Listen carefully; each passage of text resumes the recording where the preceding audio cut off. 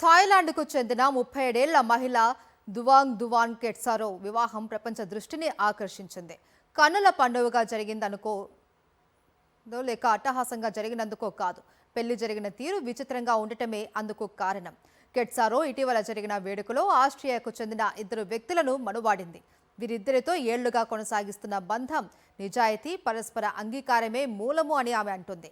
గాయని, పాటల రచయిత అయిన కెట్సారో మొదటగా ఆస్ట్రియావాసి రోమన్తో స్నేహం చేసింది. రిటైర్డ్ పోలీస్ అధికారి అయిన రోమన్తో కలిసి పటాయా నగరంలో 5 ఏళ్ల పాటు కలిసి సహజీవనం సాగించింది. ఆ సమయంలో వారి బంధం బలపడింది. తర్వాత ఆస్ట్రియాకే చెందిన పోలీసు అధికారి మ్యాకీతో పరిచయం ఏర్పడింది.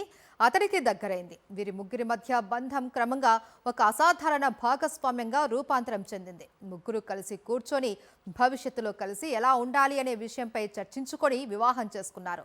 తల్లిదండ్రులతో పాటు ఇతర కుటుంబ సభ్యులకు సైతం ఆస్ట్రియా వాసులతో కొనసాగుతున్న బంధాన్ని గురించి తెలిపింది. పాటలు రాయడం, పాడటం ద్వారా ఆర్థిక కష్టాలు తీరక ఇబ్బందులు పడుతున్న సమయంలో రోమన్, మ్యాకీలు తనకి ఎంతో బాసటగా నిలిచారు అని కెట్సారో అంటుంది.